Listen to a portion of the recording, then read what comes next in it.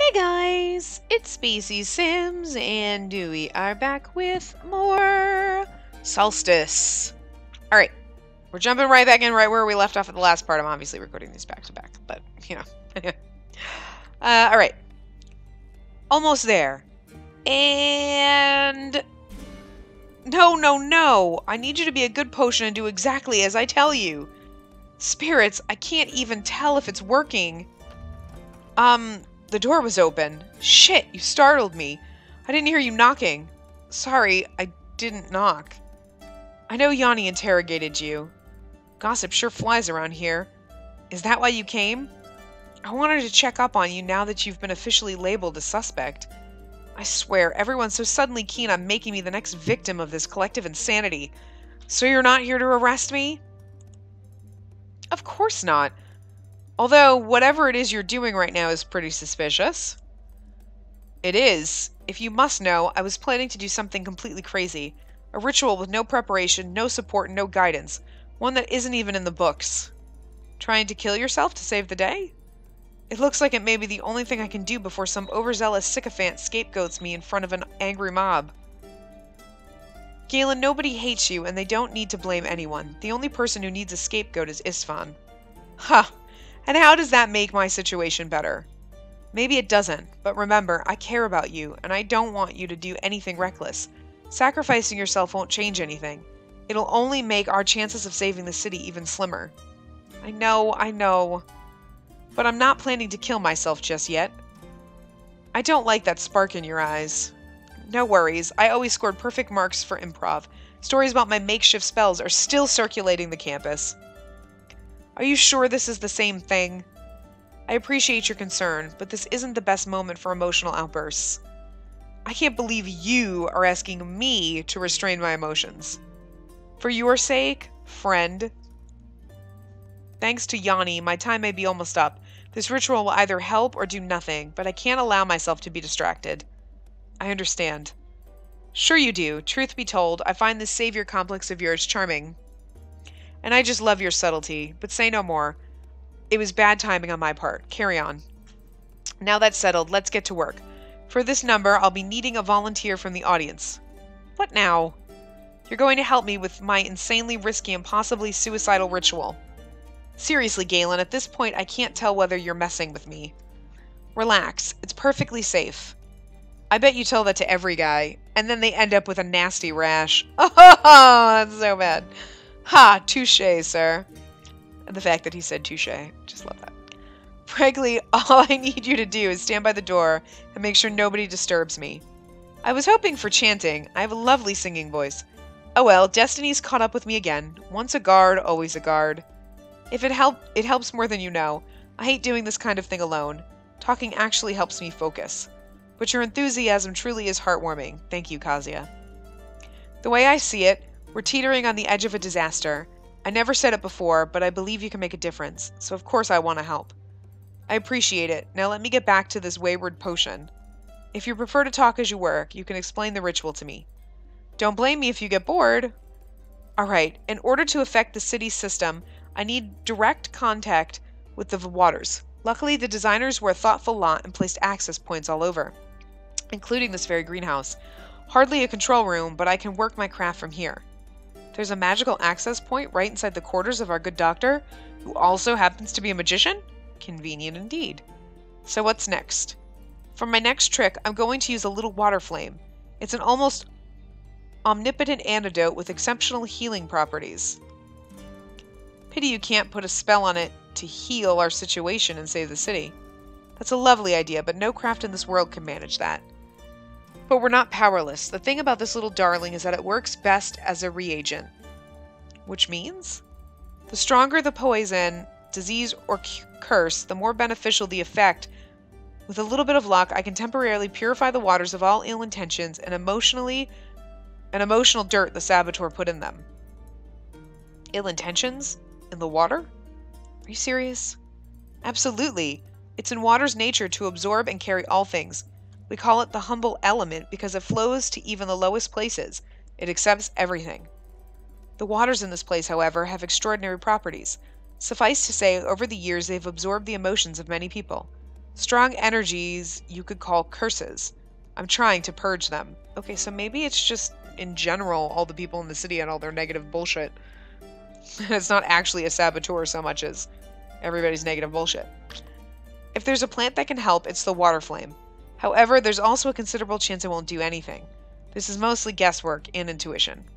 Well, you're the only expert here, so do what you think is necessary. I'm almost done. Careful now. This may feel a bit awkward to you. What? I don't feel any... Oh, for hell's sake! Shush! I need you to be quiet for a moment. Just a little longer. Spirits watch us. They put some seriously hateful stuff in this. Brace yourself. I'll try and cleanse this mess. He looks totally freaking bored as opposed to like, oh my god, I'm freaked out. There, you can relax now. It's over. The process was more violent than I expected. You did well, considering it was your first time. I never knew magic was so bad for the stomach. Did it work? Honestly, I have no idea. All I can discern right now is that I've managed to do something. But nothing is happening, which is a very good sign. Rituals are a bit like surgery. If the job is botched, you can tell right away because either the patient or the doctor starts bleeding uncontrollably. I had no idea herbalists could be so dangerous. This is much more than simple herbalism, but you're right. We are not to be trifled with. Yanni would agree, I'm sure. She's prejudiced and mistrusts anything she can't put into numbers, which makes me wonder, why do you trust me? I don't trust anyone completely, but I'm almost sure you're not the saboteur. Of course I'm not. The way I see it, there's only one person who benefits from this mess. Istvan, the Iron Tyrant, ruling through fear and intrigue. A bold statement. It's hard to imagine any rational reason for him destroying the fruit of his own labor. On the other hand, he's hardly the same cold, calculating man he used to be. Even Slava admits stargazing is now much more than just a pastime for him. You think he's going crazy? Ha! You're inquisitive today. I've nothing to lose. That's not true, Galen, but all right. If you must know, I do think Istvan is a major suspect. Him and one other person. Laura. I've suspected Istvan for a while now. I even prepared something special to investigate his curious love for astronomy. Really? Whatever it was, I hope you were careful. He's not keen on being spied on. No worries. So who's number 2? Someone with a really good motive. Well done, detective. You can laugh, but assuming every villain has a motive is an error of judgment. Istvan may not have one at all, aside from being crazy. Or maybe he does, but it's utterly irrational. Insane, even. I got that. That would mean the other suspect is someone with a rational goal. Hardly. A crime of passion is also a possibility. But unlike madness, being driven by emotion is something we can understand and, who knows, maybe even empathize with. Spirits, you're circling like a hungry shark. Just tell me who you think it is. I really can't point at anyone with so little information, but my gut tells me it's someone driven by both reason and passion. In other words, the saboteur wants revenge. I can't believe you don't have a prime suspect. You spent much more time with these people than I have. My bird is literally, like, smushed against, like, my chin. So, like, my voice sounds weird. Like, I'm, like, sitting here and I'm like, I can't get far enough away to talk. He's, like, in my face. That's exactly why I can't pick any of them. They all have a motive, Galen.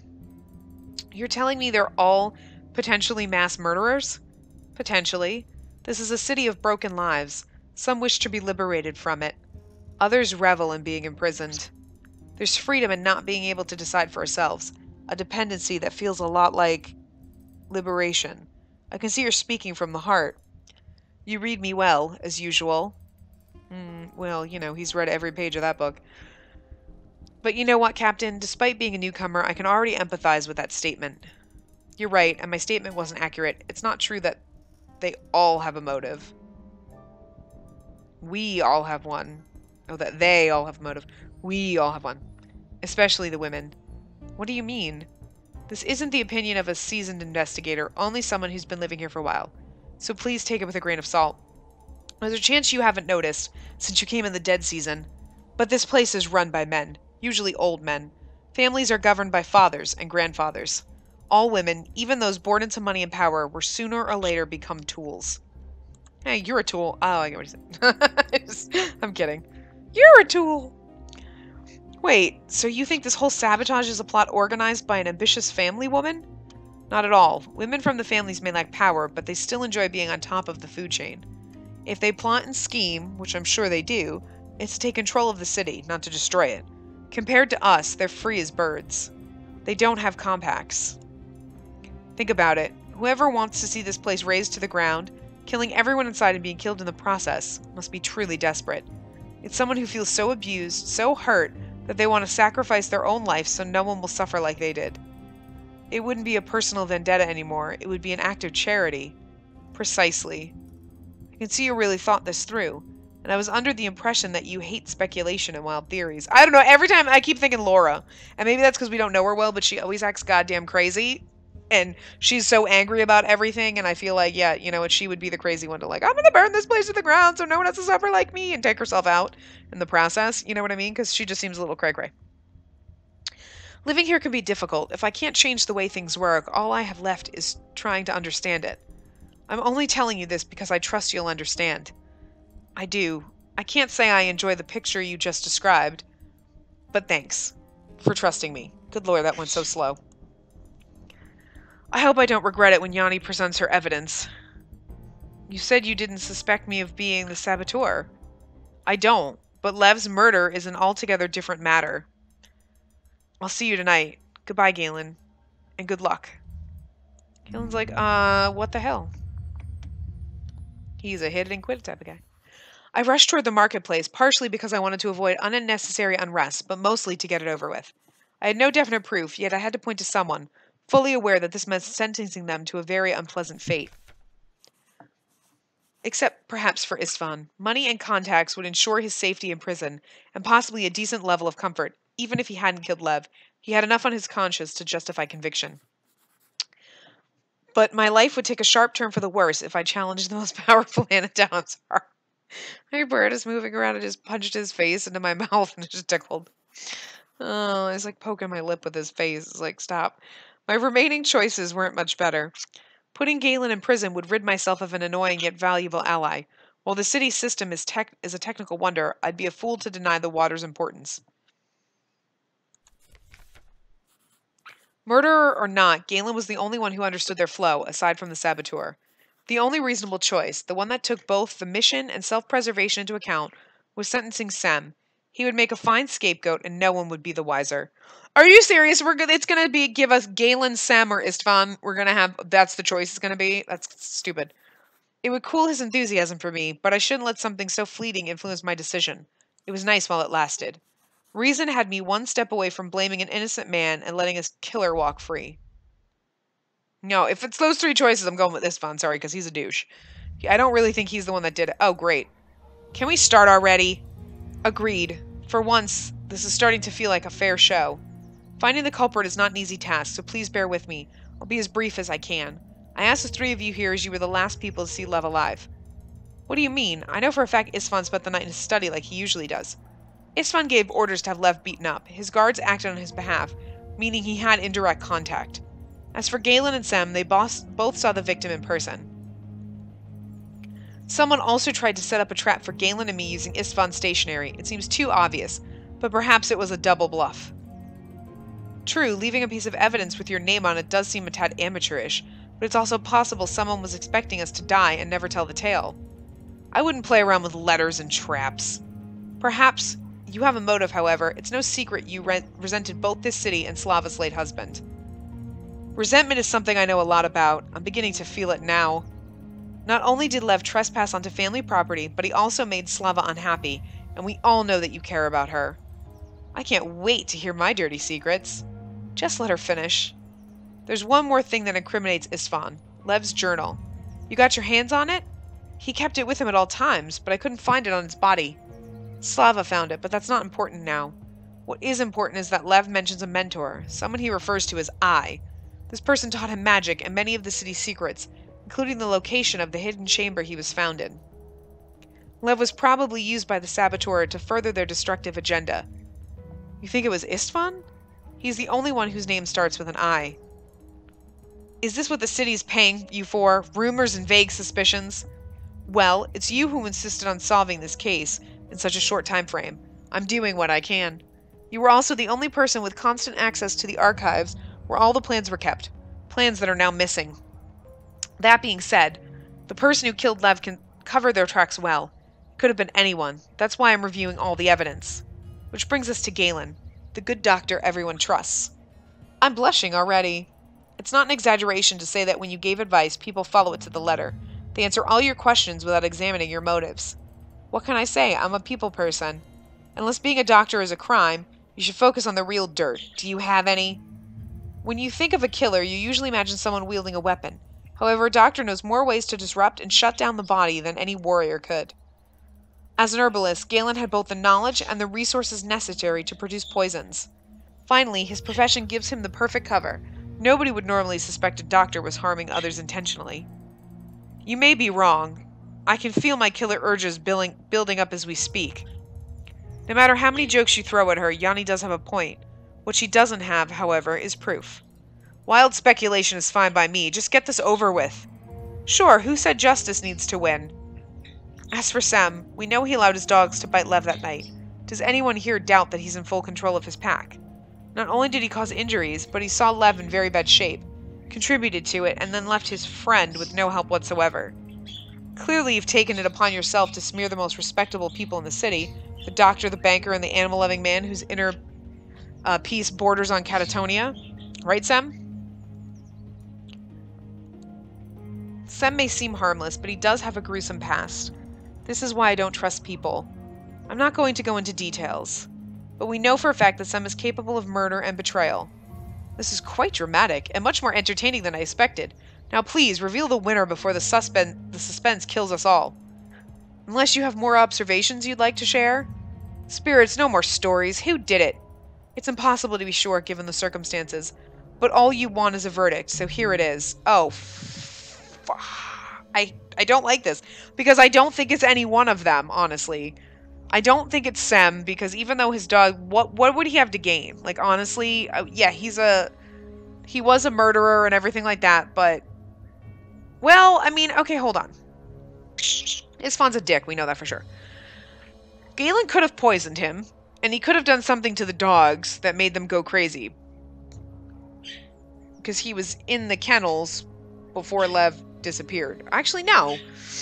He didn't... Oh, did he? I don't remember. But anyway, he could have given something to the dogs that made him flip out and bite Lev, and he could have given Lev poison and killed him, you know? It could have also just been whatever he gave him that could have killed him by accident. So...